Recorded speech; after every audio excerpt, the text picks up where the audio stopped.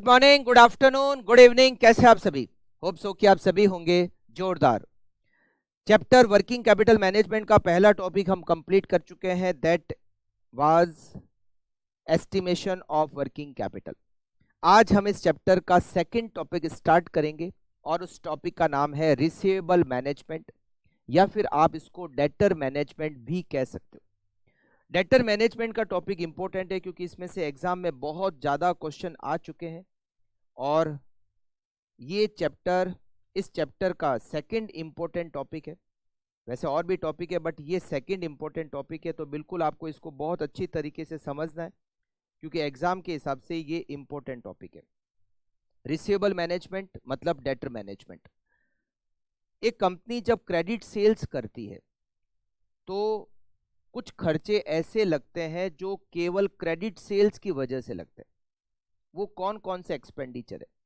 हम उन एक्सपेंडिचर को कहते हैं कॉस्ट ऑफ क्रेडिट सेल्स, या फिर हम उसको कह सकते हैं कॉस्ट ऑफ डेटर। सबसे पहले तो हम उन सारे एक्सपेंडिचर की लिस्ट बना लेते हैं। Cost of debtor, credit sales करने की कॉस्ट। First, bad debts. जब आप क्रेडिट सेल्स करते हो तो ही बैड डेट्स हो सकता है, कैश सेल्स में तो बैड डेट्स होता ही नहीं है। Second, discount. डेटर से फास्ट कलेक्शन करने के लिए हम बहुत बार डेटर को ये ऑप्शन देते हैं कि अगर आप जल्दी पेमेंट करते हो तो हम आपको डिस्काउंट देंगे, तो डिस्काउंट की कॉस्ट लग सकती है।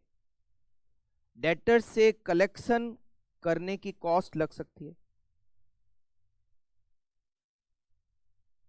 एडमिनिस्ट्रेशन कॉस्ट लग सकती है। एडमिनिस्ट्रेशन कॉस्ट में क्या आता है? जब आप किसी को क्रेडिट सेल करते हो, उधार में माल बेचते हो, तो उससे पहले आप उसका क्रेडिट एनालिसिस करते हो, आप उसके अकाउंट को मेंटेन करते हो। इन सब में जो भी एक्सपेंडिचर लगता है हम उसको एडमिनिस्ट्रेशन कॉस्ट कहते हैं। और लास्ट, कॉस्ट ऑफ कैपिटल। जब आप किसी को क्रेडिट सेल्स करते हो तो वो आपको पेमेंट कुछ टाइम बाद देता है, 1 महीने बाद, 2 महीने बाद, 3 महीने बाद, 15 दिन बाद, 4 महीने बाद। तो उतने टाइम को आपको इंटरेस्ट का लॉस हो रहा है, आपकी कॉस्ट ऑफ कैपिटल लग रही है। तो ये सारे डेटर की कॉस्ट होते हैं। डेटर की कॉस्ट में bad debts, discount, collection cost, अच्छा ये जो पहले 4 कॉस्ट मैंने लिखी है ये होंगे ही होंगे, जरूरी नहीं, मगर जो सबसे लास्ट वाली कॉस्ट है कॉस्ट ऑफ कैपिटल, ये तो हमेशा होगी ही होगी। अब ये जो टॉपिक दे रखा है रिसीवेबल मैनेजमेंट, हमें इसमें करना क्या है? देखो, एक कंपनी अपनी क्रेडिट पॉलिसी को फ्रेम करती है। जो भी बिजनेस क्रेडिट सेल्स करते हैं वो एक क्रेडिट पॉलिसी फ्रेम करते हैं। क्रेडिट पॉलिसी क्या होती है? क्रेडिट पॉलिसी में मेनली 3 चीजों को डिसाइड किया जाता है।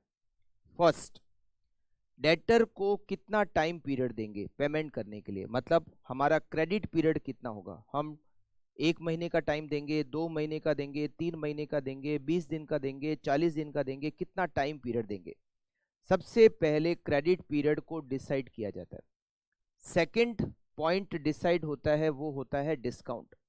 क्या अगर कस्टमर जल्दी पेमेंट करता है तो हम उसको डिस्काउंट देंगे, और अगर देंगे तो कितना। डिस्काउंट के टर्म्स को डिसाइड किया जाता है। और लास्ट डिसाइड किया जाता है कलेक्शन पॉलिसी। हम कलेक्शन कैसे करेंगे? हम खुद कलेक्शन करेंगे, वो हमारे पेमेंट डायरेक्टली अकाउंट में क्रेडिट करेगा, या फिर हम किसी आउटसाइड एजेंसी को अपॉइंट करेंगे कलेक्शन करने के लिए। इसके लिए पूरी पॉलिसी में बनाई जाती है। तो क्रेडिट पॉलिसी में क्रेडिट पीरियड को, डिस्काउंट के टर्म्स को और कलेक्शन के टर्म्स को हम पहले से डिसाइड करते हैं। कौन सी क्रेडिट पॉलिसी बेस्ट है, क्रेडिट पॉलिसी कैसी होनी चाहिए, कितना टाइम पीरियड कस्टमर को देना चाहिए, डिस्काउंट देना चाहिए नहीं देना चाहिए, कलेक्शन कैसे करना चाहिए, कलेक्शन में कितना खर्चा करना चाहिए, इन सब को कैसे डिसाइड किया जाता है। हमें यहाँ पर क्वेश्चन में कुछ क्रेडिट पॉलिसी के ऑप्शन दिए हुए होंगे, एक से ज़्यादा, मतलब 2, 3, 4, 5, 6 आपको क्रेडिट पॉलिसी के ऑप्शन दिए हुए होंगे, और आपको बताना होता है कि उन सारी क्रेडिट पॉलिसी के ऑप्शंस जो आपको क्वेश्चन में दिए हुए हैं उसमें से बेस्ट क्रेडिट पॉलिसी कौन सी है। हमें बेस्ट क्रेडिट पॉलिसी को पता करने के लिए एक इनकम स्टेटमेंट बनाना होता है। जिस क्रेडिट पॉलिसी पर सबसे ज़्यादा हमें प्रॉफिट मिलेगा, हम उस क्रेडिट पॉलिसी को एक्सेप्ट करते हैं। अब यहाँ पर बात है कि ये इनकम स्टेटमेंट कैसे बनता है। इनकम स्टेटमेंट का क्या फॉर्मेट होता है, मैं आपको पूरा फॉर्मेट लिखा देता हूँ, आप नोट कर लीजिए इनकम स्टेटमेंट के फॉर्मेट को। उस इनकम स्टेटमेंट के फॉर्मेट से हमारे सारे ही क्वेश्चन सॉल्व हो जाएंगे। तो रिसीवेबल मैनेजमेंट में आपको क्रेडिट पॉलिसी के कुछ ऑप्शंस दिए हुए होते हैं और आपको बताना होता है कि कौन सी क्रेडिट पॉलिसी हमारे लिए सबसे बेस्ट है। इनकम स्टेटमेंट कैसे बनता है, बहुत सिंपल फॉर्मेट है, आप फटाफट से इस पूरे फॉर्मेट को नोट कर लीजिए। Income statement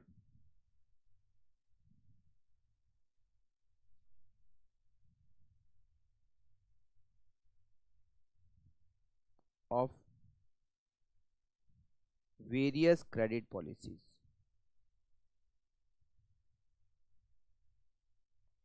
income statement of various credit policies.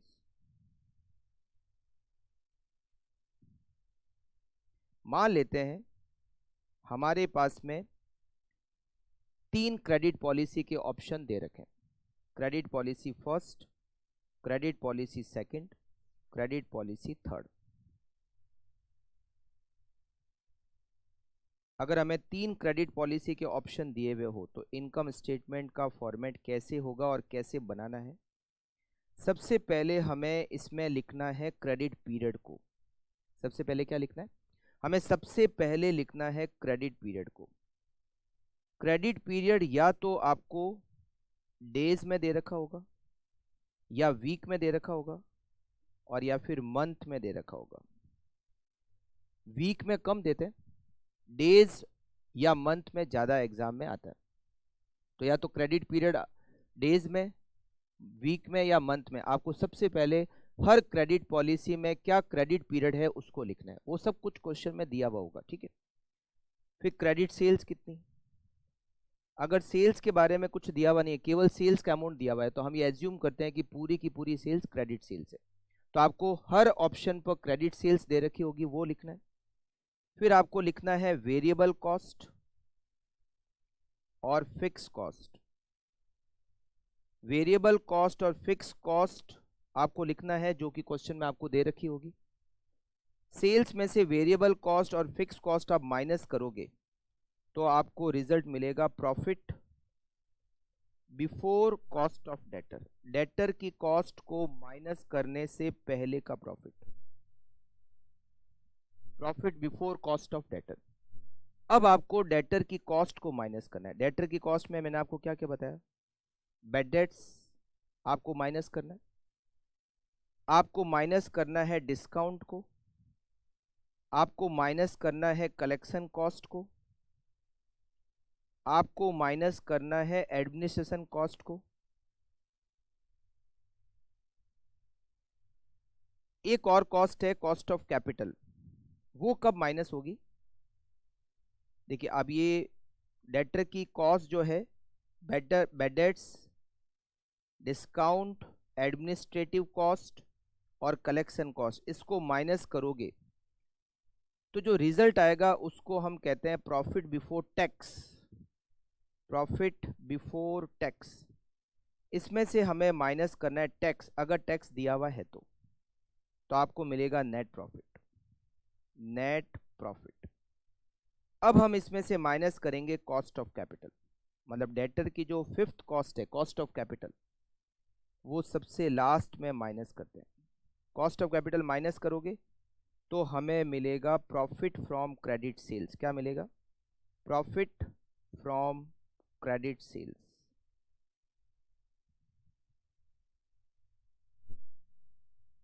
Profit from credit sales. और जिस पॉलिसी पर प्रॉफिट फ्रॉम क्रेडिट सेल्स सबसे ज़्यादा होता है, हम उस पॉलिसी को एक्सेप्ट करते हैं। बहुत सिंपल फॉर्मेट है। सबसे पहले आपको क्या लिखना है, क्रेडिट पीरियड को लिखना है, जो कि डेज में या वीक्स में या मंथ में दे रखा होगा।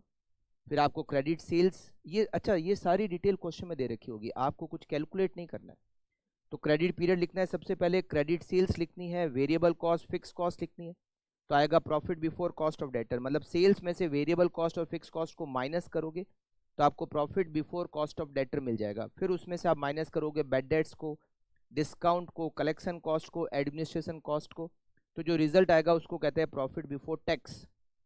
माइनस करते हैं टैक्स तो आता है नेट प्रॉफिट। फिर हम सबसे लास्ट में माइनस करते हैं कॉस्ट ऑफ कैपिटल को। कॉस्ट ऑफ कैपिटल के बाद जब कॉस्ट ऑफ कैपिटल को माइनस करेंगे तो हमें मिलेगा प्रॉफिट फ्रॉम क्रेडिट सेल्स। तो हमें क्रेडिट सेल से कितना प्रॉफिट हुआ, जिस पॉलिसी पर प्रॉफिट फ्रॉम क्रेडिट सेल सबसे ज्यादा होगा हम उस पॉलिसी को एक्सेप्ट करेंगे।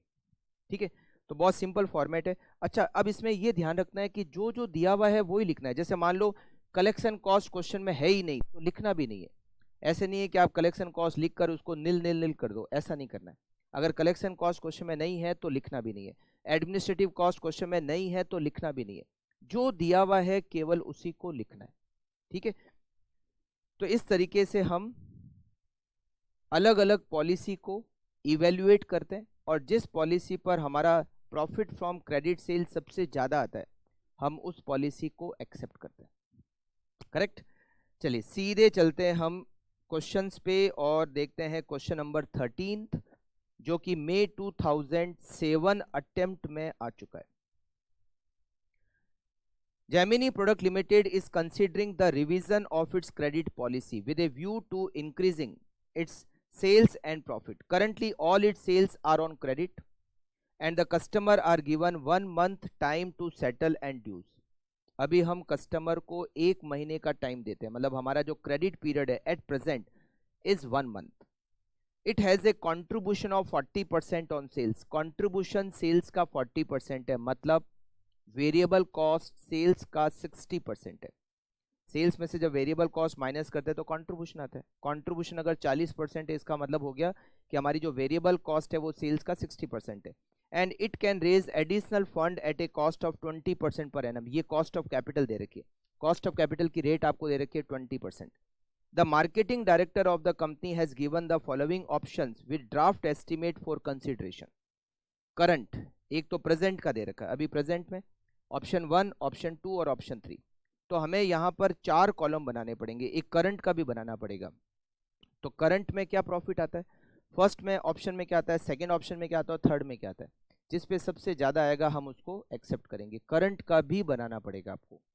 Sales in lakhs of rupees सब पे दे रखा है।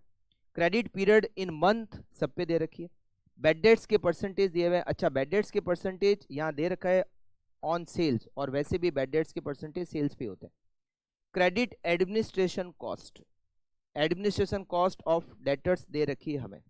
अच्छा, इस क्वेश्चन में डिस्काउंट नहीं है और इस क्वेश्चन में कलेक्शन कॉस्ट भी नहीं है, दो कॉस्ट नहीं है, तो नहीं है तो लिखना भी नहीं है। अच्छा, इस क्वेश्चन में फिक्स कॉस्ट भी नहीं है, केवल वेरिएबल कॉस्ट है। Advise the company to take right decision, तो बनाते हैं इसका इनकम स्टेटमेंट। इनकम स्टेटमेंट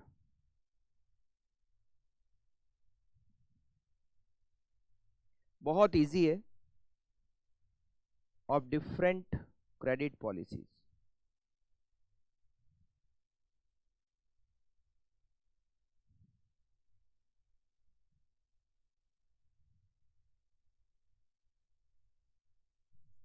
यहां पर हमारे पास ऑप्शन हो गए 4, प्रेजेंट वाला भी लिखना है। तो एक तो हो गया हमारे पास प्रेजेंट, फिर हो गया फर्स्ट ऑप्शन, सेकंड ऑप्शन और थर्ड ऑप्शन।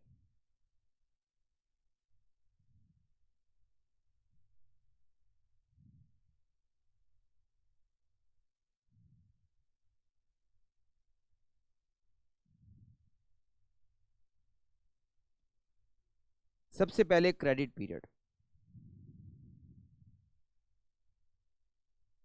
क्रेडिट पीरियड, और क्रेडिट पीरियड यहां पर मंथ्स में दे रखा है। प्रेजेंट में कितना है, 1 मंथ। ऑप्शन फर्स्ट में 1.5 मंथ, ऑप्शन सेकंड में 2 मंथ और ऑप्शन थर्ड में 3 मंथ। क्रेडिट सेल्स यहां ऊपर लिख देते हैं rupees in lakhs, rupees in lakhs. Current में हमारी सेल्स है 200 लैक्स, ऑप्शन फर्स्ट में 210 लाख, ऑप्शन सेकंड में 220 लाख और ऑप्शन थर्ड में 250 लाख। ये देखिए सेल्स आपको प्रेजेंट में फर्स्ट सेकंड थर्ड सब में दे रखे, क्रेडिट पीरियड भी दे रखा है। अब यहां पर लिखते हैं variable cost. Variable cost sales का 60% है, 60% ऑफ सेल्स। 200 लाख की सेल्स, उसका 60% 120, 126, 132 और 150। अच्छा, फिक्स कॉस्ट क्वेश्चन में नहीं है मतलब 0। तो ये हमें क्या मिल जाएगी, ये हमें मिल जाएगा profit before cost of debtor, profit before cost of debtor. Sales 200 में से वेरिएबल कॉस्ट 120 को माइनस करेंगे तो ये रिमेनिंग बचेगा 80, ये हो जाएगा 84, ये हो जाएगा 88 और ये हो जाएगा 100। इसमें से माइनस करेंगे बैड डेट्स को, बैड डेट्स। करंट में बैड डेट्स के परसेंटेज है 2%। किसका 2%? सेल्स का 2%। सेल्स कितनी है 200 लाख, 200 लाख का 2% 4 लाख। फर्स्ट में 2.5% सेल्स का, और फर्स्ट ऑप्शन में सेल्स कितनी है 210, तो 210 का 2.5% 5.25, 5.25। सेकंड में सेल्स है 220, उसका 3% 6.60, 6.60। और सबसे लास्ट में हमारी सेल्स है लास्ट ऑप्शन में 250, इसका 5% बैड डेट्स है 12.5, तो ये हमारा बैड डेट्स हो गया 12.5। अच्छा, डिस्काउंट नहीं है, कलेक्शन कॉस्ट नहीं है, क्रेडिट एडमिनिस्ट्रेशन कॉस्ट है, क्रेडिट एडमिनिस्ट्रेशन कॉस्ट। ये देखिए सबसे लास्ट में क्रेडिट एडमिनिस्ट्रेशन कॉस्ट है 1.2 लाख, 1.3 लाख, 1.5 लाख एंड 3 लाख। अच्छा, इससे क्या रिजल्ट आता है? प्रॉफिट बिफोर टैक्स, बट क्या क्वेश्चन में टैक्स है? नहीं है, तो ये जो आएगा ये सीधा ही नेट प्रॉफिट आ जाएगा क्योंकि टैक्स तो है नहीं। फिर हम क्या माइनस करते हैं? Cost of capital. तो एक काम करते हैं, पहले नेट प्रॉफिट निकाल लेते हैं, क्योंकि प्रॉफिट बिफोर टैक्स लिखने का मतलब नहीं, क्योंकि यहाँ पर टैक्स नहीं है, तो सीधा नेट प्रॉफिट आ गया। फिर हम इसमें से माइनस करेंगे कॉस्ट ऑफ कैपिटल, तो हमें प्रॉफिट फ्रॉम क्रेडिट सेल्स मिल जाएगा।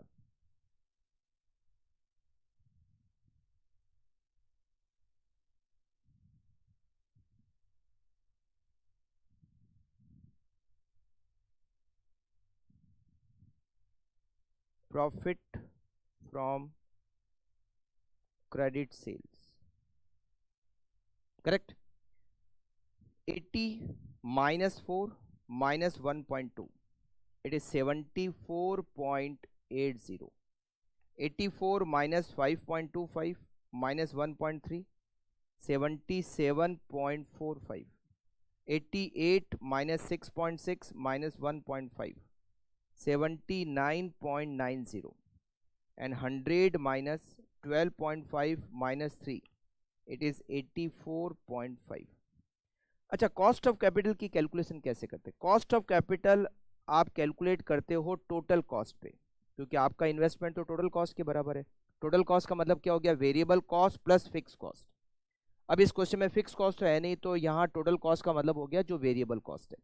टोटल कॉस्ट मल्टीप्लाई बाय यहाँ कॉस्ट ऑफ कैपिटल के परसेंटेज दिए हुए। कॉस्ट ऑफ कैपिटल के परसेंटेज आपको दे रखे हैं 20%, तो यहाँ करेंगे multiply by 20 divided by 100 multiply by credit month, यहाँ क्रेडिट पीरियड मंथ में डिवाइडेड बाय 12। अगर डेज में होता तो डिवाइडेड बाय 365 या 360 कर देते, ठीक है। चलिए, अब यहाँ पर सबसे पहले प्रेजेंट में वेरिएबल कॉस्ट कितनी है? 120 लाख, इसका 20%, और अभी प्रेजेंट में क्रेडिट पीरियड कितना है, क्रेडिट पीरियड है 1 month, multiply by 1 divided by 12, 2 lakh, it is 2 lakh. तो रिमेनिंग बचेगा 72.80। फिर ऑल्टरनेटिव 1, वेरिएबल कॉस्ट है 126, उसका 20% मल्टीप्लाई बाय 1.5 डिवाइडेड बाय 12, 3.15, ये बचेगा 74.30। फिर नेक्स्ट ऑप्शन में वेरिएबल कॉस्ट है 132, इसका 20% इंटू 2 डिवाइडेड बाय 12, 4.40, ये बचेगा 75.50।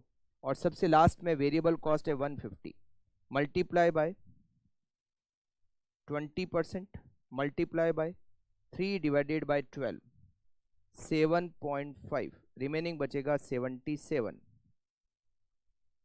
सबसे ज्यादा प्रॉफिट फ्रॉम क्रेडिट सेल्स का है 77, और ये है ऑप्शन थर्ड में। तो यहां पर हम आंसर लिखेंगे, option third should be accepted. जो सबसे लास्ट वाला ऑप्शन है वो सबसे प्रॉफिटेबल है। तो आपको इनकम स्टेटमेंट बनाना है, सबसे ज्यादा जहां प्रॉफिट फ्रॉम क्रेडिट सेल्स होगा वो हमारा बेस्ट ऑप्शन हो जाएगा। नेक्स्ट क्वेश्चन देखते हैं, question number 14। A company currently has an annual turnover of ₹10 lakh, अभी जो सेल्स है वो 10 लाख है, and an average collection period of 45 days, और अभी जो कलेक्शन पीरियड है वो 45 डेज है। The company want to experiment with a more liberal credit policy on the ground that increase in collection will generate additional sales. From the following information, kindly indicate which of the policy you would like the company to adopt. अभी हम 45 days का time period देते हैं, और अभी हमारी जो sales है वो 10 लाख रुपए। अब हमारे पास 4 ऑप्शन है। क्रेडिट पॉलिसी 1 ये कहता है कि क्रेडिट पीरियड को 15 डेज से बढ़ा दो, 15 दिन से बढ़ा दो। अगर ऐसा करते हो तो आपकी सेल्स 50,000 से बढ़ेगी, 50,000 बढ़ेगी, और परसेंटेज ऑफ डिफॉल्ट का परसेंटेज मतलब बैड डेट्स के परसेंटेज होंगे 2%।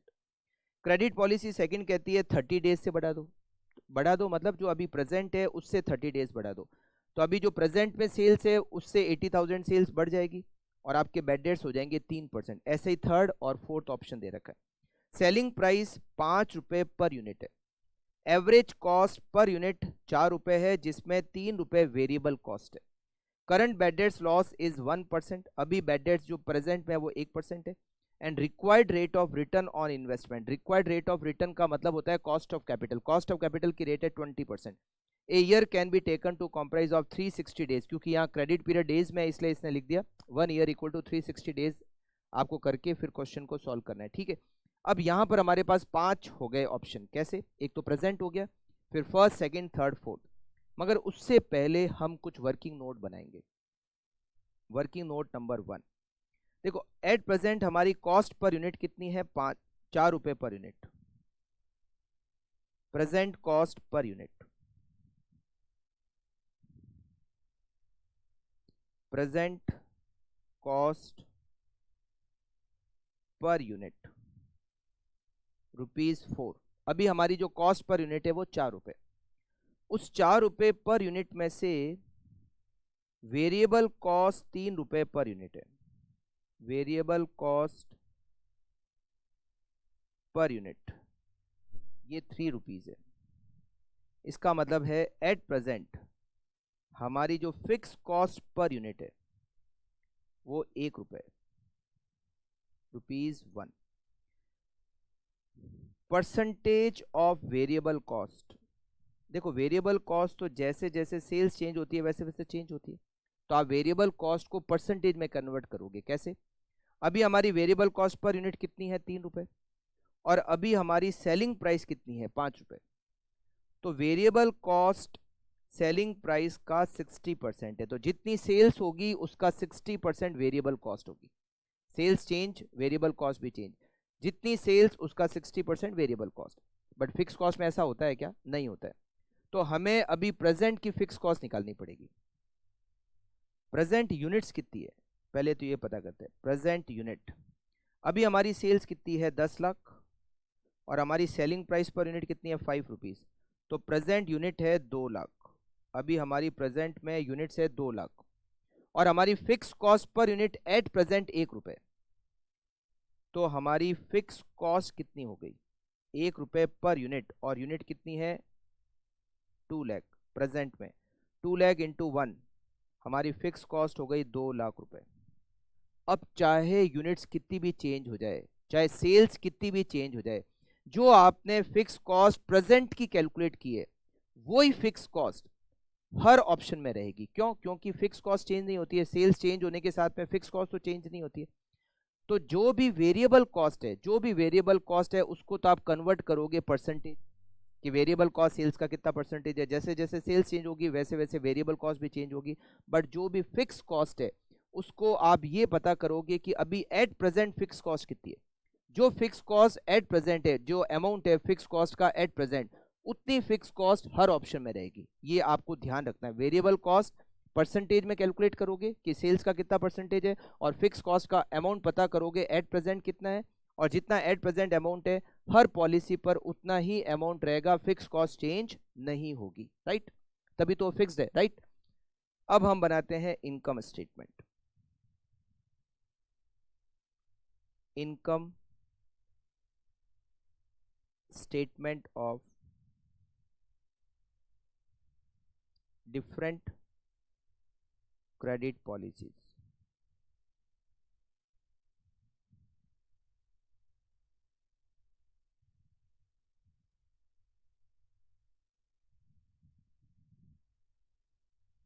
प्रेजेंट,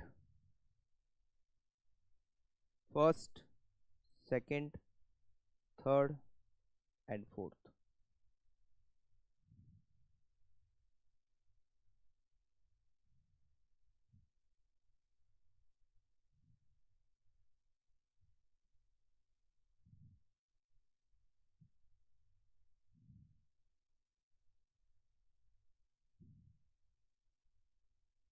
सबसे पहले हम क्या लिखते हैं? हम सबसे पहले लिखते हैं क्रेडिट पीरियड को, क्रेडिट पीरियड। और यहां क्रेडिट पीरियड आपको डेज में दिया हुआ है। At present 45 days. First option में क्रेडिट पीरियड को हम इंक्रीज कर रहे हैं 15 डेज से, तो 45 प्लस 15 60। फर्स्ट ऑप्शन में 60 डेज हो जाएगा। सेकंड में हम इसको इंक्रीज कर रहे हैं 30 डेज से, तो 45 प्लस 30 75। फिर हम 40 डेज से इंक्रीज करें, 45 प्लस 40 85। और सबसे लास्ट में हम 60 डेज से इंक्रीज करें, तो 45 प्लस 60 105 डेज। इसके बाद में लिखेंगे क्रेडिट सेल्स।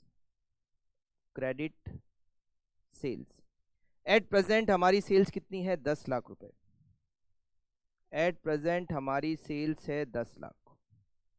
फर्स्ट ऑप्शन में सेल्स 50,000 से इंक्रीज होगी, तो हमारी सेल्स हो जाएगी 10,50,000। सेकेंड ऑप्शन में 80,000 से इंक्रीज होगी, तो हमारी सेल्स होगी 10,80,000। फिर थर्ड ऑप्शन में 1 लाख से इंक्रीज होगी, तो हमारी सेल्स हो जाएगी 11 लाख। और फोर्थ ऑप्शन में 1,25,000 इंक्रीज होगी, तो 10 लाख प्लस 125 सेल्स हो जाएगी 11,25,000। Now variable cost. Variable cost is 60% of sales, मतलब जितनी सेल्स है उसका 60% वेरिएबल कॉस्ट। प्रेजेंट में सेल्स है 10 लाख, इसका 60% हो गया 6 लाख। 6,30,000, 6,48,000, 6,60,000 एंड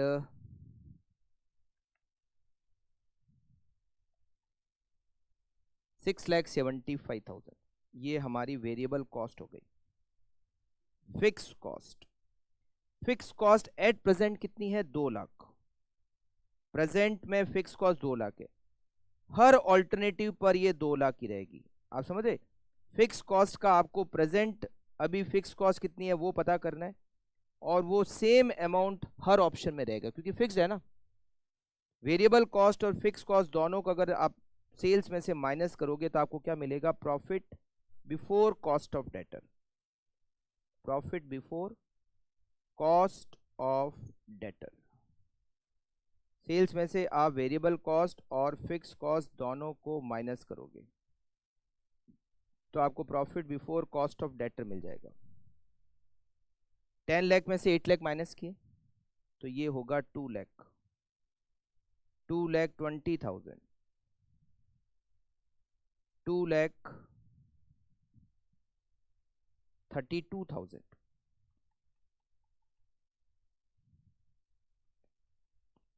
2,32,000,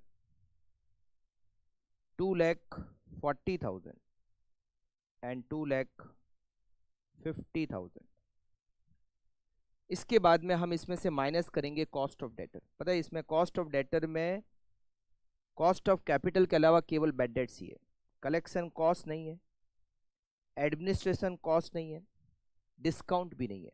अभी प्रेजेंट में जो हमारा बैड डेट्स है वो 1% है, फिर 2%, 3%, 4%, 5%। तो अभी प्रेजेंट में सेल्स का 1%, सेल्स 10 लाख, उसका 1% हो गया 10,000, फिर 2%।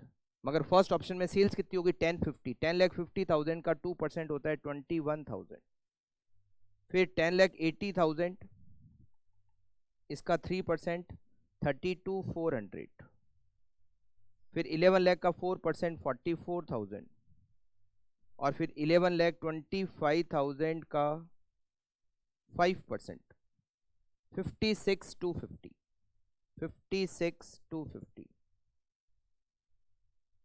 ये हमें मिल जाएगा नेट प्रॉफिट, क्योंकि इस क्वेश्चन में टैक्स भी नहीं है। ये हो गया आपका नेट प्रॉफिट। नेट प्रॉफिट में से क्या माइनस करेंगे, कॉस्ट ऑफ कैपिटल को, तो हमें मिल जाएगा प्रॉफिट फ्रॉम क्रेडिट सेल्स।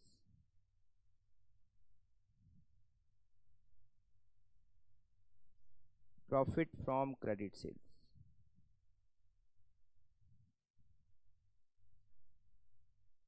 अच्छा, कॉस्ट ऑफ कैपिटल कैसे आएगी, टोटल कॉस्ट इनटू, यहाँ कॉस्ट ऑफ कैपिटल के परसेंटेज दे रखे हैं 20%, कॉस्ट ऑफ कैपिटल के परसेंटेज आपको दे रखे हैं 20%, और यहाँ डेज में दे रखा है तो multiply by credit days divided by 360। तो चलिए 2 लाख में से 10,000 माइनस किया तो ये हो गया 1,90,000, 1,99,000, 1,99,600, 1,96,000 एंड 1,93,750। अब माइनस करते हैं कॉस्ट ऑफ कैपिटल। अब यहां पर क्वेश्चन में, इस क्वेश्चन में वेरिएबल कॉस्ट है और फिक्स कॉस्ट दोनों मिलाकर क्या होगी टोटल कॉस्ट। जैसे एट प्रेजेंट वेरिएबल कॉस्ट है 6 लाख, फिक्स कॉस्ट है 2 लाख, दोनों की टोटल कितनी हो गई 8 लाख। तो आपको 8 लाख पर कैलकुलेट करना है cost of capital. Cost of capital की रेट क्या है 20%, 8 लाख का 20% मल्टीप्लाई बाय क्रेडिट पीरियड है यहाँ पर 45 डेज एट प्रेजेंट, तो 45 का multiply divided by 360 equals to 20,000, और आपको प्रॉफिट फ्रॉम क्रेडिट सेल्स मिलेगा 1,70,000। फिर फर्स्ट ऑल्टरनेटिव में आपकी टोटल कॉस्ट हो गई 8,30,000, इसका 20% multiply bye 60 divided by 360, it is 2,7667। Minus करेंगे 1,99,000 में से तो ये आएगा 1,71,333। टोटल कॉस्ट फिर 848 multiply by 20% multiply by 75 divided by 360 equals to 35333। Minus करेंगे 1,99,600 में से तो ये मिलेगा आपको 1,64,267। फिर टोटल कॉस्ट हो गई आपकी 8,60,000 multiply by 20% into 85 divided by 360 equals to 40622। इसको माइनस करेंगे 1,96,000 में से तो ये आपका बचेगा 155,388। फिर टोटल कॉस्ट हो गई 875, उस पर 20% into 105 divided by 360 equal to 51042। -193,750, 142,708, correct.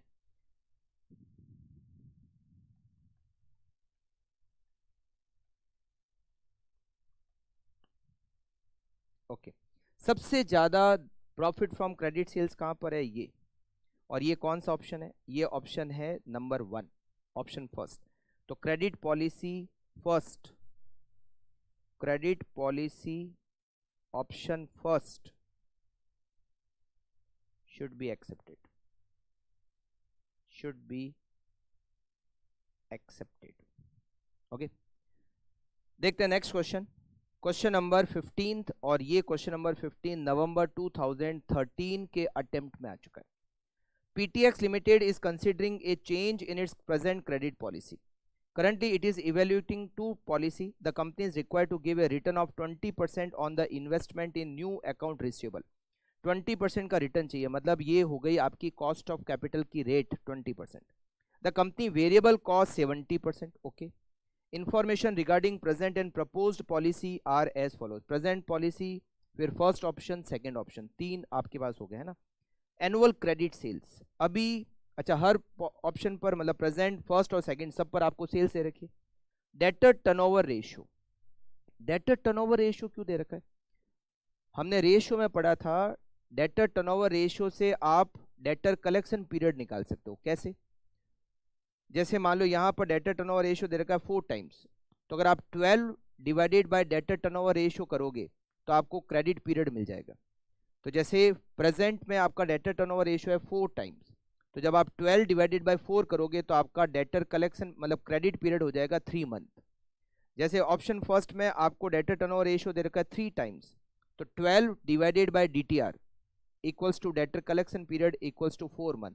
तो ये डेटर टर्नओवर रेशियो इसलिए दे रखा है जिससे कि आप क्रेडिट पीरियड को कैलकुलेट कर सको। इस क्वेश्चन में क्रेडिट पीरियड डायरेक्टली नहीं दे रखा है, आप क्रेडिट पीरियड निकाल सकते हो डेटर टर्नओवर रेशियो के फॉर्मूले से अप्लाई करके।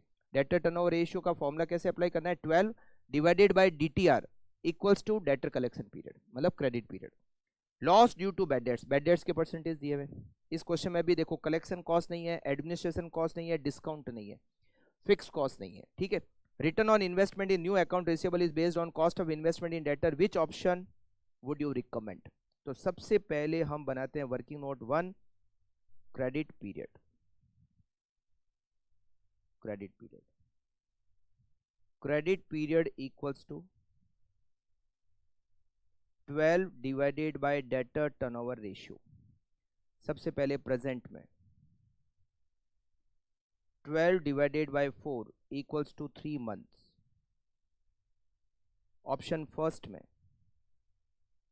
12 divided by 3 equals to 4 months, और ऑप्शन सेकंड में 12 divided by 2.4 equals to 5 months.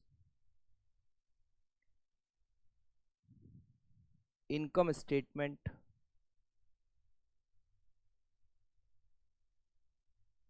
of different credit policies।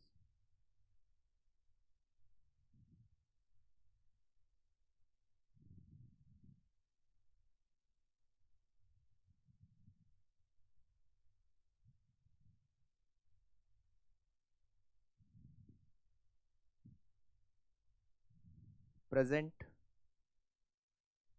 First और सेकंड। सबसे पहले क्या लिखेंगे? सबसे पहले हम लिखेंगे credit period, credit period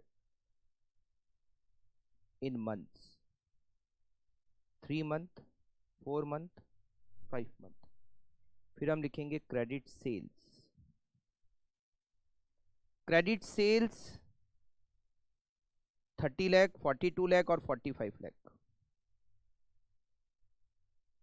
30 lakh, 42 lakh और 45 लाख।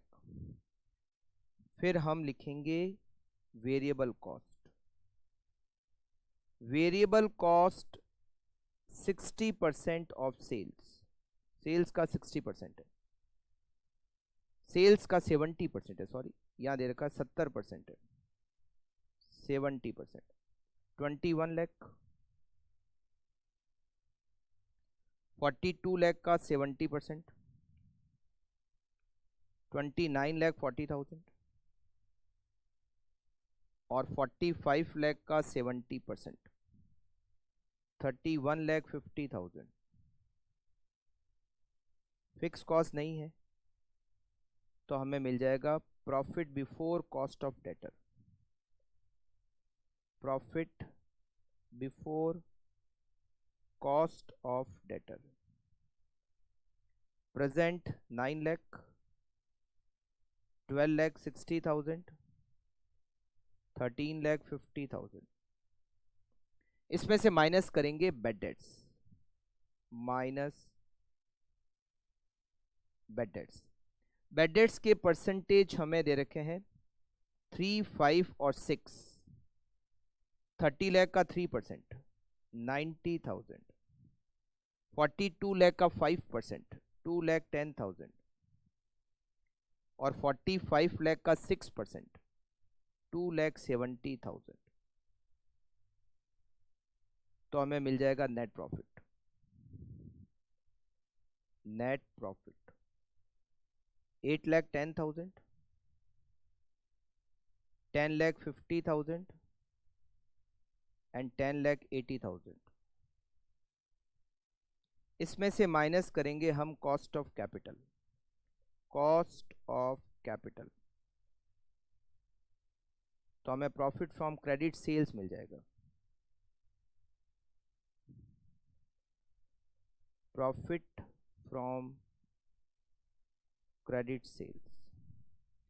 अच्छा, यहां पर टोटल कॉस्ट में केवल वेरिएबल कॉस्ट है, वेरिएबल कॉस्ट है यहां पर, उसका परसेंटेज लेना है 20% और जो क्रेडिट पीरियड होगा उससे मल्टीप्लाई करना है जो कि मंथ्स में। तो पहले में प्रेजेंट में वेरिएबल कॉस्ट है 21 लाख, उसका 20% into 3 month divided by 12, it is 1,05,000, remaining हो गया 7,05,000। फिर फर्स्ट ऑप्शन में 29,40,000 multiply by 20% multiply by 4 divided by 12 equals to 1,96,000। तो ये होगा 8,54,000। फिर 31,50,000 multiply by 20% multiply by 5 divided by 12, 262,500। 8,17,500। सबसे ज़्यादा जो प्रॉफिट फ्रॉम क्रेडिट सेल्स है वो फर्स्ट ऑप्शन में, तो हम क्या करेंगे, ऑप्शन फर्स्ट को एक्सेप्ट करेंगे।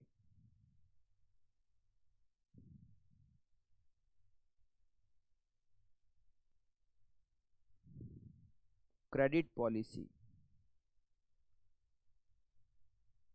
Option first should be accepted.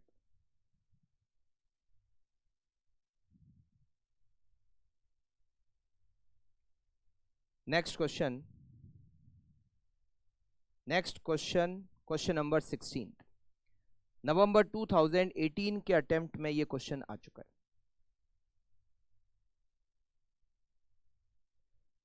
MN limited has a current turnover of ₹30 lakh. अभी जो उसका प्रेजेंट सेल्स है वो 30 लाख है।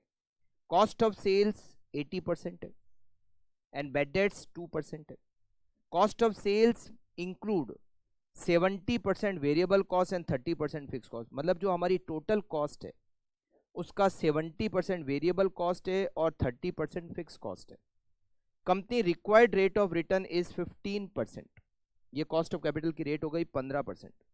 MN limited currently allow 15 days credit to its customer. अभी हम जो टाइम पीरियड देते हैं वो 15 दिन देते हैं, but it is considering to increase 45 days in order to increase turnover. अभी हम चाहते हैं कि 15 डेज का टाइम पीरियड बढ़ाकर कर दिया जाए 45 डेज।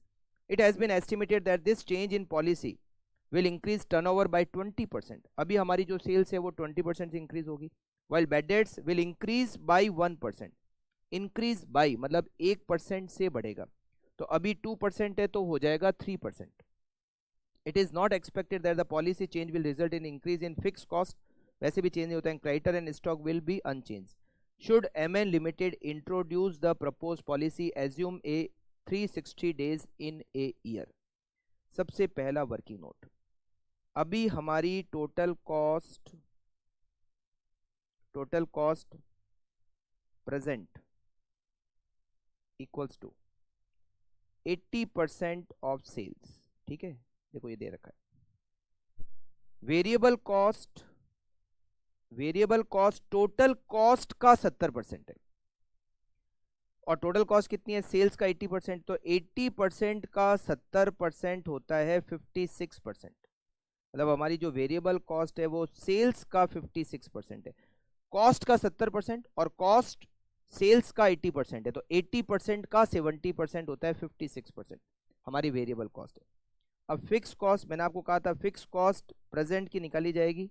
अब फिक्स कॉस्ट कैसे निकालेंगे, ये टोटल कॉस्ट का 30% है। तो देखो अभी हमारी सेल्स कितनी है, अभी हमारी सेल्स है 30 लाख, उसका 80% हमारी टोटल कॉस्ट है 30 लाख का 80% 24 लाख, और 24 लाख का 30% हमारी फिक्स कॉस्ट है। हमारी मतलब हमारी फिक्स कॉस्ट है 7,20,000। प्रेजेंट फिक्स कॉस्ट 720, प्रपोज में भी ये 720 ही रहेगी, क्योंकि फिक्स कॉस्ट जो प्रेजेंट में आप कैलकुलेट करोगे वही सेम अमाउंट आपका प्रपोज में रहेगा। ठीक है, अब हम बना देते हैं income statement. Income statement of, अब यहां पर देखिए प्रेजेंट है और प्रपोज है, बस केवल दो ही है, प्रेजेंट और प्रपोज। तो income statement of present and proposed credit policy, proposed credit policy.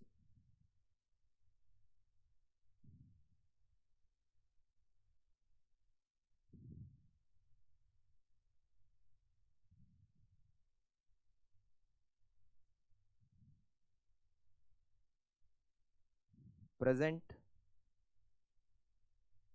Proposed credit period, credit period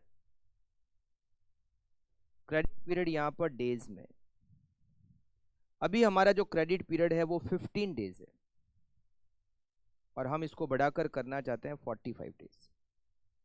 sales, अभी हमारी सेल्स है 30 लाख, और ये इंक्रीज हो जाएगी 20%। तो 30 लाख को अगर 20% से इंक्रीज करेंगे तो सेल्स हो जाएगी 36 lakh.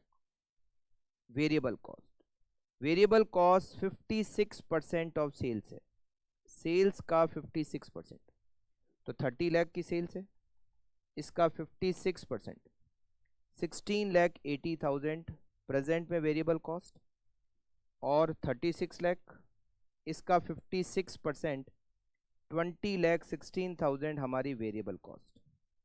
Fix cost at present कितनी है 720, प्रपोज में भी 720 रहेगी। हमेशा ध्यान रखना फिक्स कॉस्ट प्रेजेंट में कैलकुलेट करनी है, वही फिक्स कॉस्ट हर ऑप्शन में आपको लिखनी है। यह आ जाएगा profit before cost of debtor, profit before cost of debtor. 30 lakh में से माइनस किया 16,80,000, माइनस किया 7,20,000, 6 lakh present, proposed 36 lakh minus 20,16,000 minus 7,20,000, 8,64,000, minus करेंगे इसमें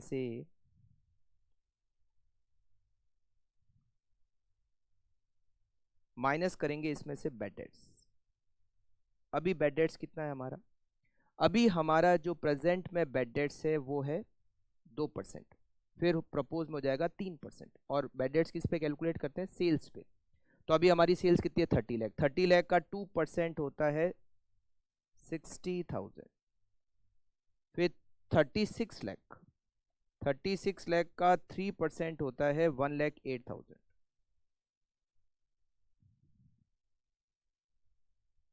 profit before cost of debtor में से बेड डेट्स माइनस करेंगे तो हमें मिलेगा नेट प्रॉफिट। अच्छा, इस क्वेश्चन में भी collection cost, administration cost, discount कुछ भी दे नहीं रखा है। तो ये होगा 540 और ये 864 में से माइनस करेंगे 1,08,000, तो ये होगा 756। इसमें से माइनस करेंगे cost of capital, cost of capital. अब कॉस्ट ऑफ कैपिटल कैलकुलेट करते हैं। कॉस्ट ऑफ कैपिटल की जो रेट है वो यहाँ पर हमें दे रखी है, कॉस्ट ऑफ कैपिटल की रेट हमें दे रखी है 15%। तो यहाँ टोटल कॉस्ट पहले प्रेजेंट में 16,80,000 वेरिएबल कॉस्ट और 7,20,000 फिक्स कॉस्ट, दोनों की टोटल होती है 24 लाख। 24 लाख का 15% मल्टीप्लाई बाय 15 डिवाइडेड बाय, यहाँ क्वेश्चन में दिया हुआ है 360, तो 360 का डिवाइड कर देते हैं, divide by 360, it is 15,000, only 15,000। फिर 20,16,000 variable cost plus 720 fix cost, total cost 27,36,000, उस पर 15% मल्टीप्लाई बाय 45 डिवाइडेड बाय 360, 51,300। तो हमें मिलेगा profit from credit sales, profit from credit sales. एकदम इजी फॉर्मेट है। यहाँ आएगा 525 और यहाँ 7,56,000 माइनस 51,300, 7,04,700, करेक्ट। तो प्रपोज प्लान में ज़्यादा प्रॉफिट आ रहा है, प्रेजेंट से ज़्यादा आ रहा है, तो हम यहाँ लिखेंगे proposed plan should be accepted.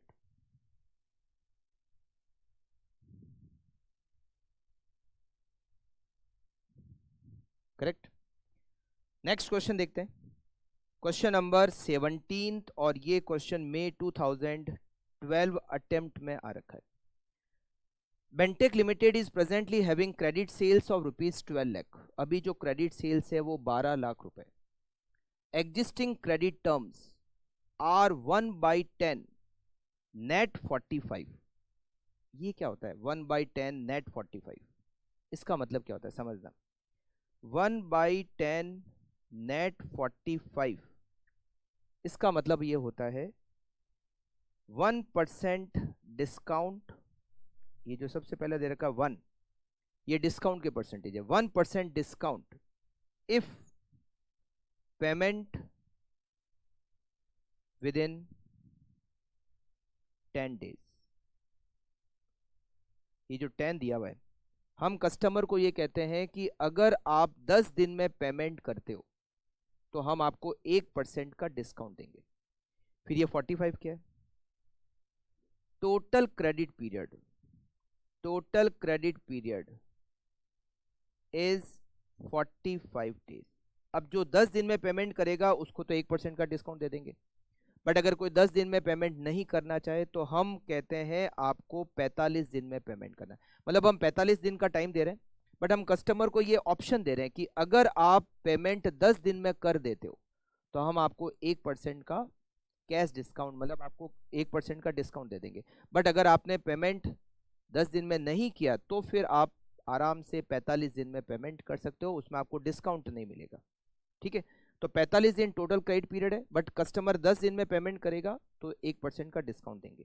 और एवरेज कलेक्शन पीरियड अभी 30 दिन में होता है, मतलब कोई कभी देता है कोई कभी देता है, तो ऑन एन एवरेज 30 डेज में हमारा कलेक्शन हो जाता है, average collection time period. Current bad debts loss is 1.5%, अभी 1.5% का बैड डेट्स होता है। In order to accelerate the collection process further as also to increase sales, the company is contemplating liberalization of its existing credit terms to 2/10 net 45। अब company क्या चाहती है कि हम इस क्रेडिट टर्म्स को, ये जो अभी 1/10 नेट 45 है, उसको चेंज करके क्या करना चाहती है 2/10 नेट 45। मतलब तो क्या चेंज किया, ये 45 तो 45 है, ये 10 भी 10 है, केवल डिस्काउंट का जो परसेंटेज 1% था उसको कंपनी चाहती है बढ़ाकर 2% कर दिया जाए। अच्छा, डिस्काउंट किसको मिलता है? जो 10 दिन में पेमेंट करते हैं। तो जो 10 दिन में पेमेंट करते हैं पहले हम उनको 1% का डिस्काउंट अभी दे रहे हैं। अब हम सोच रहे हैं ये हम कंसिडर कर रहे हैं कि उसको बढ़ाकर 2% कर दिया जाए। इससे क्या होगा? It is expected that sales are likely to increase 1/3 of existing sales. अभी जो एग्जिस्टिंग सेल्स है उससे 1/3 ज्यादा सेल्स हो जाएगी। बैड डेट्स सेल्स का 2% हो जाएगा। और एवरेज देखो, इंक्रीज 2 है, इंक्रीज 2 का मतलब है इतना हो जाएगा। अगर ये इंक्रीज बाई होता ना तो मतलब इतने से बढ़ जाएगा, तो इंक्रीज 2 का मतलब है इतना हो जाएगा 2%। और एवरेज कलेक्शन पीरियड, हमारा जो एवरेज कलेक्शन पीरियड है अब वो 20 डेज हो जाएगा। The contribution to sales ratio of the company is 22%। Contribution 22% है, इसका मतलब जो हमारी वेरिएबल कॉस्ट है वो 78% है। And opportunity cost of investment in receivable is 15% pre tax. हमारी जो कॉस्ट ऑफ कैपिटल की रेट है वो 15% है, मगर वो 15% क्या है? Pre tax. हम जो कॉस्ट ऑफ कैपिटल लेते हैं वो होती है पोस्ट टैक्स। तो पोस्ट टैक्स कैसे कैलकुलेट करेंगे? 15% प्री टैक्स है, हम इससे पोस्ट टैक्स कैलकुलेट करेंगे। कैसे कैलकुलेट करेंगे अभी मैं आपको तरीका बताऊंगा। अगर कुछ नहीं दिया होता तो ये ऑलरेडी पोस्ट टैक्स ही मानी जाती है, बट ये आगे ब्रैकेट में स्पेसिफिकली दे रखा है इट इज प्री टैक्स, तो हमें इसको पोस्ट टैक्स निकालना पड़ेगा, क्योंकि हम जो कॉस्ट ऑफ कैपिटल माइनस करते हैं तो टैक्स के बाद माइनस करते हैं। 50% and 80% of customer in terms of sales revenue are expected to avail cash discount under existing and liberalization scheme respectively. We 8%, 50% customer discount का benefit लेते हैं, और जैसे प्रपोज प्लान करते हैं जिसमें 1% से बढ़ाकर डिस्काउंट 2% कर देंगे, तो 80% कस्टमर डिस्काउंट का बेनिफिट लेंगे। तब 80% कस्टमर 10 दिन में पेमेंट करेंगे। अभी एट प्रेजेंट 50% कस्टमर 10 दिन में पेमेंट करते हैं। टैक्स की रेट 30%, इसको टैक्स दिया हुआ है। Should the company change its credit to assume 360 days in a year. सबसे पहले तो हम यहाँ पर बना देते हैं working note. Working note 1, cost of capital equal to, अभी आपको दे रखिए 15% बिफोर टैक्स, इससे टैक्स का इफेक्ट माइनस करेंगे। टैक्स रेट क्या 30%, तो आपको करना पड़ेगा 1 माइनस टी का मतलब है टैक्स 1 माइनस 0.3, ये आपका हो जाएगा 10.5%। अगर केवल कॉस्ट ऑफ कैपिटल देखी होती 15%, ये मानते कि ये आफ्टर टैक्स, क्वेश्चन में स्पेसिफिकली दे रखा है इस प्री टैक्स, तो हमें इसको पोस्ट टैक्स करना पड़ेगा इस तरीके से। मतलब देखिए cost of capital post tax निकालने का तरीका क्या है? Cost of capital post tax निकालने का तरीका होता है cost of capital pre tax 1 minus T. जैसे देखिए ये हो गया आपका 15%, 1 माइनस टैक्स रेट हो गई 30%, तो 0.3, 10.5% हमारी cost of capital post tax हो गई।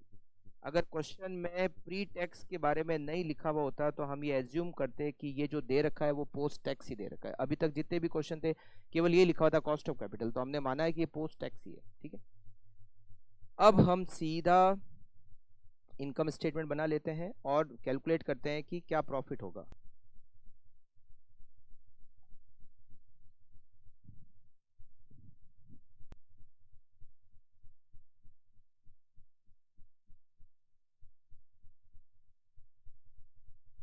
यहां पर भी प्रेजेंट और प्रपोज दो ही है, तो income statement of present and proposed plan.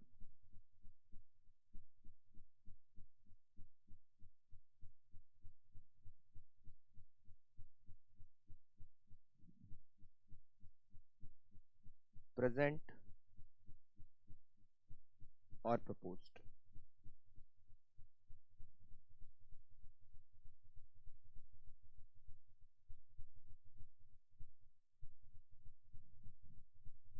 सबसे पहले क्रेडिट पीरियड, क्रेडिट पीरियड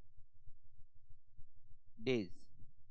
अभी हमारा प्रेजेंट में जो एवरेज कलेक्शन पीरियड है वो 30 डेज है, 30 डेज। प्रपोज में ये हो जाएगा 20 डेज लिखा हुआ है। क्रेडिट सेल्स अभी हमारी जो क्रेडिट सेल्स है वो 12 लाख है और ये 1/3 बढ़ेगी। 12 लाख का 1/3 कितना होता है? 4 लाख। तो प्रपोज्ड सेल्स हो जाएगी 16 लाख। वेरिएबल कॉस्ट 22% हमारा कंट्रीब्यूशन है, तो 78% हमारी वेरिएबल कॉस्ट है। 12 लाख का 78% 936 और 16 लाख का 78% 1248।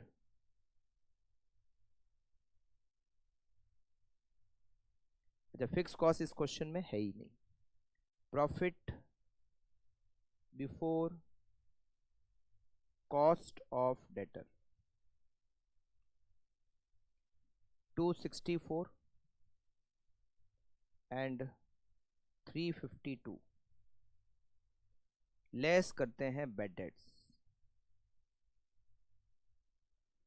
एट प्रेजेंट हमारे जो बेड डेट्स हैं वो एट प्रेजेंट हमारे बेड डेट्स है 1.5%, फिर हो जाएंगे ये 2%। 1.5% 12 लाख का 18,000 होता है, और फिर 16 लाख का 2% होता है 32,000। डिस्काउंट, इस क्वेश्चन में हमें डिस्काउंट दे रखी है। देखो डिस्काउंट कितना, अभी हमारी सेल्स कितनी है? अभी हमारी प्रेजेंट सेल्स है 12 लाख और 50% कस्टमर डिस्काउंट का बेनिफिट लेते हैं। मतलब सारे कस्टमर डिस्काउंट का बेनिफिट नहीं लेते, क्योंकि डिस्काउंट उसी को देते हैं जो 10 डेज में पेमेंट करता है। तो 50% कस्टमर जो है वो 10 डेज में पेमेंट करते हैं, तो 12 लाख का 50% 6 लाख हमें उनको डिस्काउंट देना है, और अभी डिस्काउंट का परसेंटेज है 1%। तो 6 लाख का 1% 6,000 रुपीज़ का डिस्काउंट देते हैं।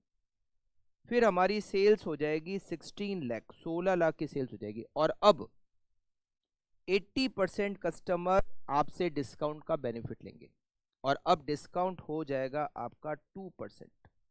तो 16 lakh multiply bye 80% multiply by 2%, आपका डिस्काउंट का अमाउंट हो जाएगा 25,600। आपको मिलेगा प्रॉफिट बिफोर टैक्स। इस क्वेश्चन में टैक्स दे रखा है, तो आपको मिलेगा profit before tax, profit before tax. ठीक है, 264 minus 18,000 minus 6,000, it is 2,40,000। 3,52,000 minus 32,000 minus 25,600, 294,400 less tax. और टैक्स की रेट यहां हमें दे रखी है 30%।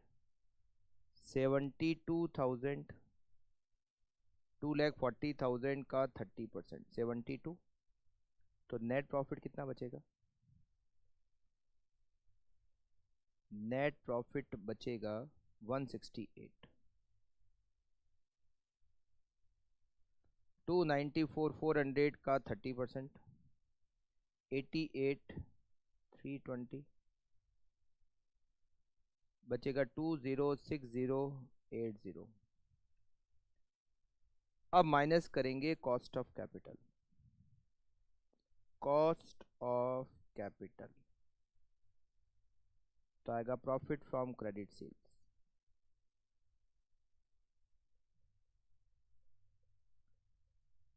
प्रॉफिट फ्रॉम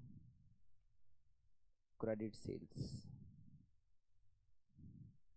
अच्छा, यहां पर वेरिएबल कॉस्ट कितनी है? 9,36,000, और कॉस्ट ऑफ कैपिटल की रेट हमने निकाली 10.5%। तो 936 का 10.5% into 30 days divided by 360, 8190।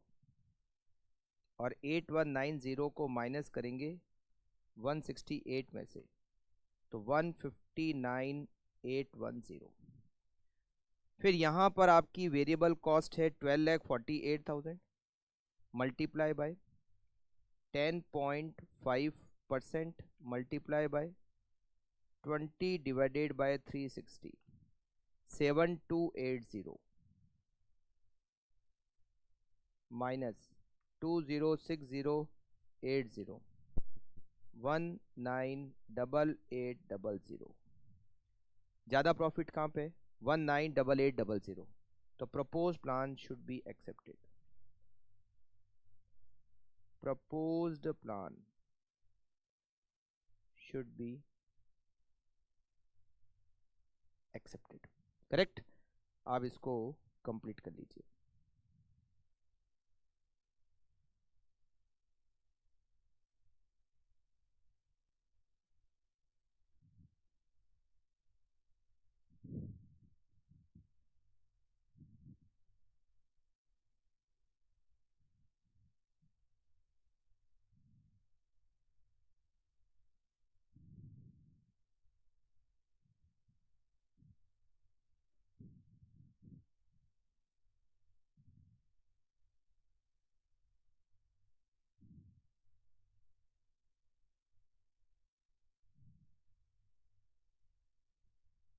Okay, debtor management का अब है last question, which is question number 18।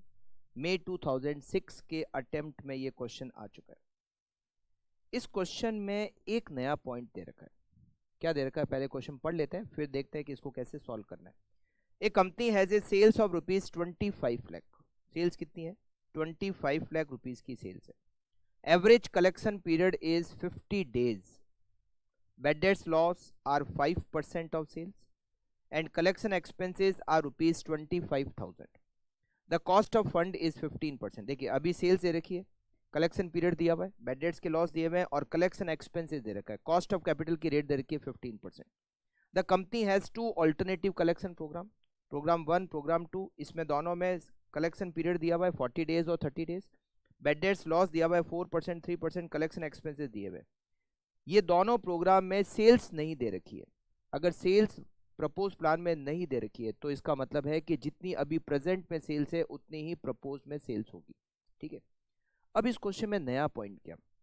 इस क्वेश्चन में कहीं भी हमें वेरिएबल कॉस्ट के परसेंटेज नहीं दिए हुए, ना तो वेरिएबल कॉस्ट के परसेंटेज दिए हुए और ना इस क्वेश्चन में फिक्स कॉस्ट है। तो जब वेरिएबल कॉस्ट है ही नहीं, फिक्स कॉस्ट है ही नहीं, तो प्रॉफिट कैसे निकालेंगे? मतलब हम ये तो नहीं कह सकते कि सेल्स इक्वल टू प्रॉफिट। तो फिर इस क्वेश्चन में इनकम स्टेटमेंट कैसे बनेगा? जब सेल्स वेरिएबल कॉस्ट नहीं है, फिक्स्ड कॉस्ट नहीं है, तो फिर इनकम स्टेटमेंट बनाएंगे कैसे? इस टाइप के क्वेश्चन को सॉल्व करने का तरीका थोड़ा सा अलग है। अगर आपको क्वेश्चन में वेरिएबल कॉस्ट और फिक्स कॉस्ट दोनों के बारे में कोई डिटेल नहीं दे रखी है तो फिर हमें क्वेश्चन को कैसे सॉल्व करना है? हमें क्या करना है? एक कॉस्ट स्टेटमेंट बनाना है। कॉस्ट किसकी? डेटर की कॉस्ट। डेटर की कॉस्ट में क्या क्या आता है? बैड डेट्स आता है, कलेक्शन कॉस्ट आता है, एडमिनिस्ट्रेशन कॉस्ट आता है, डिस्काउंट आता है और कॉस्ट ऑफ कैपिटल आती है। हम क्या करेंगे? जितने भी ऑप्शन दे रखे हैं उन सब पर कॉस्ट ऑफ डेटर को कैलकुलेट करेंगे और जिस ऑल्टरनेटिव पर डेटर की कॉस्ट सबसे कम होगी, जिस ऑल्टरनेटिव पर डेटर की कॉस्ट सबसे कम होगी वो हमारा होगा बेस्ट ऑल्टरनेटिव। समझ गए? मतलब आपको क्या करना है? डेटर की कॉस्ट पे डेटर की कॉस्ट को कैलकुलेट करना है। डेटर की कॉस्ट में ये जो 5 कॉस्ट होती है इन सबको ऐड करना है और जहां पर डेटर की कॉस्ट सबसे मिनिमम होगी वो हमारा बेस्ट ऑल्टरनेटिव हो जाएगा। और ऐसा तभी करना है जब हमें क्वेश्चन में वेरिएबल कॉस्ट और फिक्स कॉस्ट के बारे में कोई डिटेल नहीं दे रखी हो तब। ठीक है, तो देखिए बनाते हैं कॉस्ट ऑफ डेटर का statement. Cost of debtor statement. Cost of debtor statement.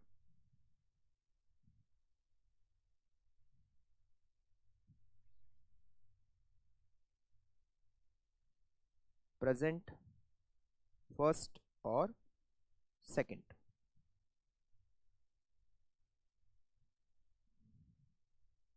Present, first program और सेकंड प्रोग्राम।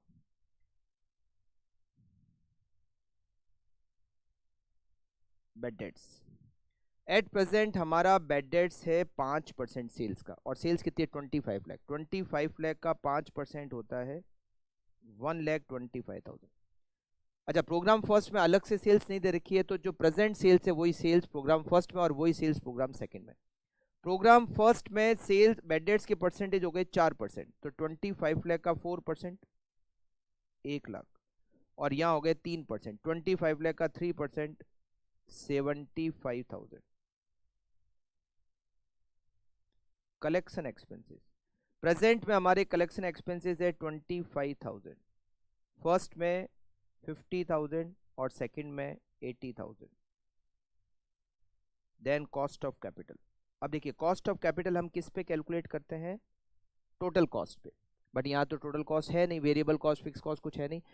अगर नहीं है तो फिर हमें कॉस्ट ऑफ कैपिटल की कैलकुलेशन सेल्स पर करनी है। किस पे करनी है, सेल्स पे। देखिए अभी हमारी सेल्स कितनी है, अभी हमारी सेल्स है 25 लाख, क्रेडिट पीरियड कितना है 50 डेज, तो मल्टीप्लाई, और परसेंटेज कितने हैं 15%, तो 25 लाख का 15% मल्टीप्लाई बाय 50 डिवाइडेड बाय 365, 360 नहीं लिखा हुआ है तो 365, 51370 हमारी कॉस्ट ऑफ कैपिटल। सेल्स उसका 15% इंटू डेज डिवाइडेड बाय 365। अब इसी तरह से हम फर्स्ट में भी करेंगे, सेल्स तो सेम है 25 लाख, फर्स्ट और सेकंड में भी सेम सेल्स है 25 lakh, multiply by 15% multiply by 40 divided by 365 equals to 41096। उसके बाद सेकंड में 25 lakh multiply by 25 lakh multiply by 15% multiply by 30 divided by 365 equals to 30822। और आपकी जो टोटल कॉस्ट है वो आपको मिल जाएगी।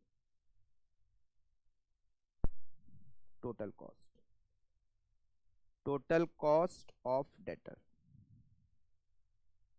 it is 201370, it is 191096, and it is 185822। सबसे कम टोटल कॉस्ट सेकंड ऑप्शन में, program second should be accepted. Okay, तो ये हमारा डेटर मैनेजमेंट कंप्लीट हो गया। आज का टॉपिक डेटर मैनेजमेंट पूरा ही कंप्लीट हो गया। इंपॉर्टेंट टॉपिक है, एग्जाम में बहुत बार इसके क्वेश्चंस आ चुके हैं, तो और इजी है, ज़्यादा इसमें कुछ बहुत ज़्यादा कुछ टेढ़ा क्वेश्चन बनता नहीं है, सीधा ही क्वेश्चन बनता है। तो आज की क्लास को हम यहीं पर एंड करते हैं और मिलते हैं नेक्स्ट क्लास में। Okay, thank you, take care.